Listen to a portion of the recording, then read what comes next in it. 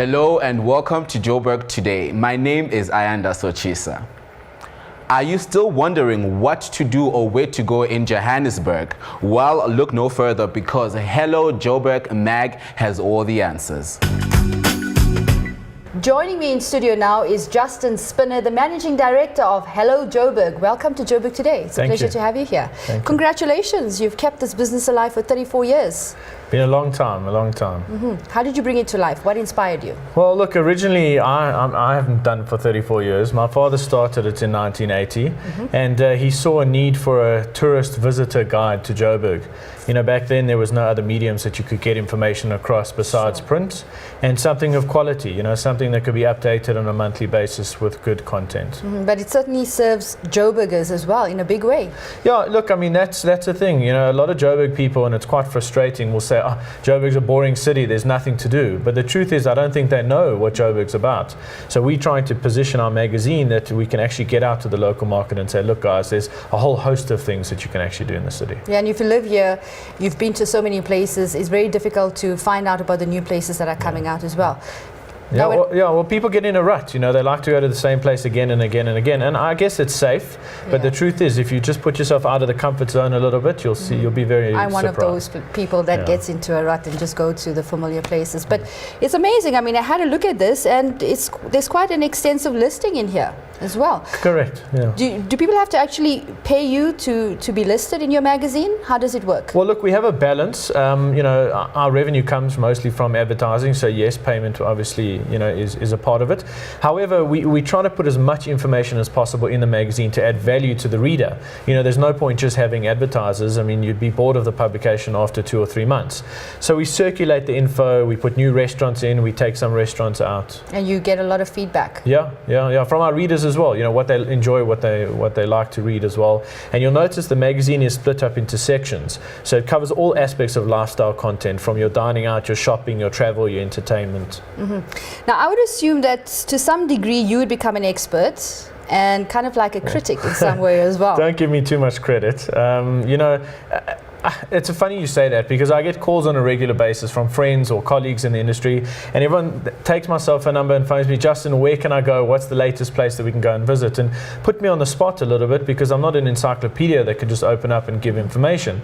So I would say I might know a little bit more than the average person, because I'm based in the industry as well, and we see some of the new places that come And does your team make a concerted effort to actually go out to these new places, check it out, and to then publicize it? Well, I mean, there's no point copying information from the internet. You know, you can Google a restaurant and you can find the listing and a breakdown of what it's about. You know, our whole concept is to I would say bring more information out to the people, that they can see a different aspect or different side of the place. And I have a confession to make. I mean, I only came across your publication on social media, and I'm hearing now that you're developing a new app, and that's the best part about technology, the fact that we have high volume of users on smartphones as well. So this social media is serving you in a big way. Correct. You know, to be honest, I was recommended to go into social media, and at the time I thought, you know, it's not going to really bring much to us because we're a magazine, and how is it going to complement? And over the last 12 months, it's really exploded our brand and showed people who potentially can't get a copy of the magazine exactly what we're about. You know, and that's another aspect about the mobile application. I mean, everyone, or at least the market that we're talking to, has smartphones. You know, if it's your iPhone or if it's your Android device, and now we can take the content from the magazine and put it directly in your pocket through the app as well. And people virtually live on Facebook and Twitter and all types of other social media. And Instagram. I mean, that's a huge thing for us right now, because you'll notice in the magazine the content is so rich, the photos are of great quality. So we take that and we put on Instagram, and people go crazy for it. They comment immediately as well. Yeah, straight away you can get a response. Well, we wish you all the best in your endeavors. It was great to meet you today. Great, thanks for having me.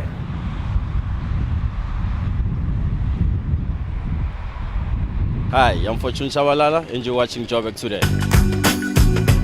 To keep the conversation going, join us on Twitter at Joburg Today, and also on Facebook, joburgtoday.tv. And if you are on the go, you can check us out on pockettv.mobi. If you are looking for a comfortable space to discuss business, then you should head on to your nearest coffee shop, and here's why. Selling coffee is no ordinary business in Johannesburg anymore. The number of cafes and coffee shops in the city is growing, and more Joburgers are meeting up for coffee, whether it's for doing serious business or just catching up with a friend. I just think coffee brings people together and it's a good way to socialize. For me, when I go to a coffee shop, it's now like a second home for me because I find people with the same passion as me. People are busy, people are expending energy, and they just need good pick-me-ups, and that's where coffee comes in. That's perfectly where it slots in. The increasing popularity of the trend has brought about business opportunities for coffee entrepreneurs. We are a roastery, so we roast our own beans. Right now we're working specifically with our heirloom blend. It's quite a simple, straightforward menu, and we've done that purposefully. We wanted to try and direct people to our coffee. We also do offer snacks and sweet treats for the day, but as I said, it's mainly focusing on our coffee. But with more competition in town, shop owners are constantly thinking of creative and innovative ways to offer their pick-me-up.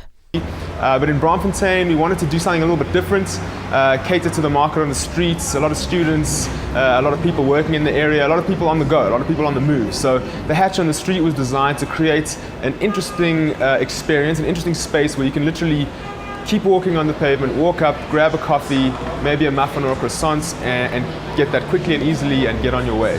For the past 3 years, I've been making coffee, working with people. So like, you have to know your coffee, you know, like in order to know how to like express it to the customers. While business models and plans could look good on paper, the proof, as they say, lies in the pudding. Or maybe in this case, the cup.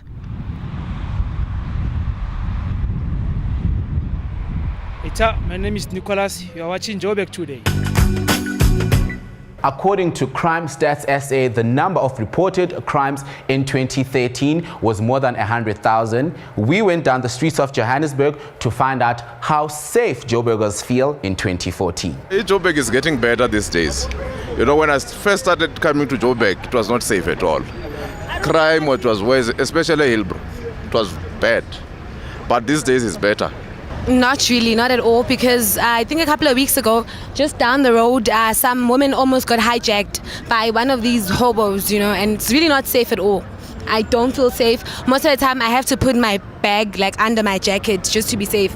Sometimes I feel safe like walking around Joburg because like there are a lot of places I know here, but it is dangerous because crime is everywhere, you know, and sometimes I think being street smart can help you. I don't feel safe around Joburg because crime is just too much, and I see a lot of things around here in the street, so I don't really feel safe here in Johannesburg. So yeah, man, it's very dangerous out here. Okay, I do feel safe because now there are cameras in most of the places. There are lights now when we walk around the street. It was dark. There were places, buildings where they were not habited. But these days it's getting even much better. No, I don't really feel safe because like every day I come here, I have to walk with one of my friends or someone to accompany me, so it's not really safe. How's it? I'm Alan and you're watching Joburg Today. Don't forget, guys, to check out our special focus section to find out what's happening in and around Johannesburg. And check out our latest episode of Cape Talk. It's that time again, guys, where we have to leave you, but we don't leave you empty-handed. We're leaving you with Howie Cameron with the song Don't Be Saying Goodbye. Back in ETV.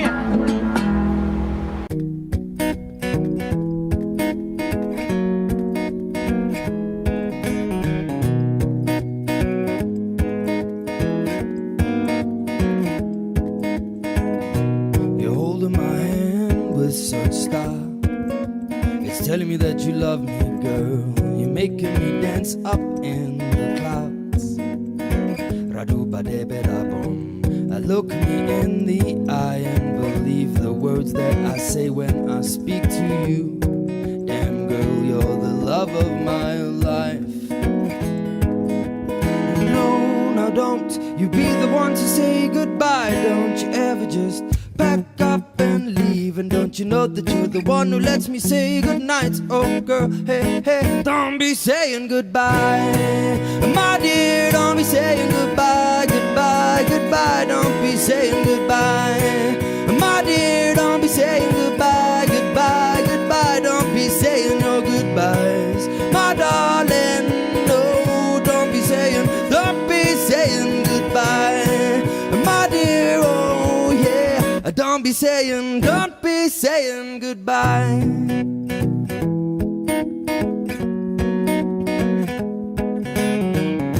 You're taking control, leaps of faith, as you lead me through these trees. It's making me wanna sing and dance and jump up high, higher than before. I know it's not always going to be this way, but I pray you stay the same, my darling. No, don't change a thing. No, now don't you be the one to say goodbye. Don't you ever just pack up and leave. And don't you know that you're the one who lets me say goodnight? Oh girl, hey, hey, don't be saying goodbye, my dear. Don't be saying goodbye, goodbye, goodbye. Don't be saying goodbye, my dear. Don't be saying goodbye, goodbye, goodbye. Don't be saying your goodbyes, my darling. No, don't be saying goodbye, my dear. Oh yeah, don't be saying goodbye.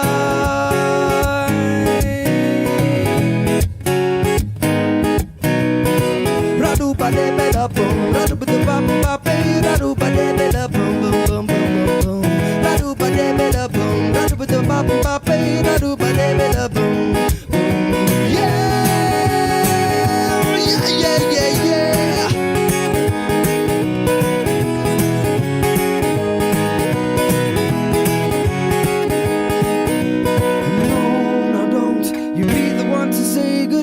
Don't you ever just pack up and leave. And don't you know that you're the one who lets me say goodnight? Oh girl, hey, hey, don't be saying goodbye, my dear. Don't be saying goodbye, goodbye, goodbye. Don't be saying goodbye, my dear. Don't be saying goodbye, goodbye, goodbye. Don't be saying your goodbyes, my darling.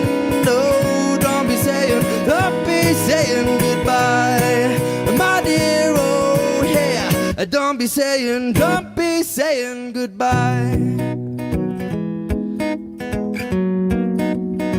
Don't be saying goodbye. Don't be saying goodbye.